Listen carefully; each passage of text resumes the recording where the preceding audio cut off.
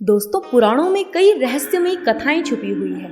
कुछ पुराणों में वर्णित कथा के अनुसार बताया गया है कि कुछ मनुष्यों का जन्म इंसानों से नहीं बल्कि पशुओं से हुआ है। जी हाँ दोस्तों, तो इस वीडियो के माध्यम से आज हम आपको ऐसे मनुष्यों के बारे में बताएंगे जिनका जन्म किसी मनुष्य के द्वारा नहीं बल्कि पशुओं के द्वारा हुआ है। तो नमस्कार दोस्तों और स्वागत है आपका हमारे चैनल में। तो पहले बात करते हैं मकरध्वज की।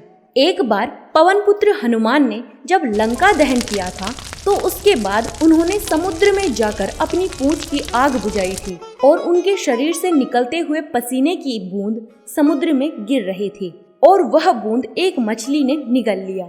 हनुमान जी के उस पसीने से वह मछली गर्भवती हो गई और उन्होंने मकरध्वज नामक एक पुत्र को जन्म दिया। दोस्तों, हमारे देश में मकरध्वज के कई मंदिर हैं जिन्हें हम पूजते हैं।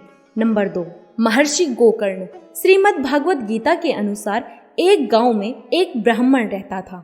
उसकी कोई संतान नहीं थी, तो एक महात्मा ने ब्राह्मण को एक फल दिया और कहा कि वह उस फल को अपनी पत्नी को खिला दे और फिर उसकी पत्नी गर्भवती हो जाएगी। तो ब्राह्मण की पत्नी ने चोरी छुपे वह फल एक गाय को खिला दिया, जिससे गाय गर्भवती हो गई और उन्होंने महर्षि गोकर्ण नामक पुत्र को जन्म दिया। नंबर 3, महिषासुर। दोस्तों, पुराणों के अनुसार बताया गया है कि रंभ नाम का एक असुरों का राजा था। वह एक भैंसी के प्रति बहुत आकर्षित हो गया और उसने भैंसी के साथ संबंध बना लिया और फिर भैंसी गर्भवती हो गई और उसने महिषासुर नामक पुत्र को जन्म दिया। महिषासुर एक बहुत ही बड़ा शक्तिशाली दैत्य था। वह कभी दैत्य का रूप लेता था और कभी महिष का। बात करते हैं चौथे मनुष्य की, जो है रानी सत्यवती। एक उपचर नाम का राजा था। वह जंगलों में भ्रमण के लिए गया था। जंगल का मनमोहक दृश्य देखकर वह राजा अधिक उत्तेजित हो गया और उसका वीर्य स्खलित हो गया और उन्होंने वीर्य को एक पत्ते में जमा करके पक्षी के माध्यम से अपनी रानी के पास भिजवाया।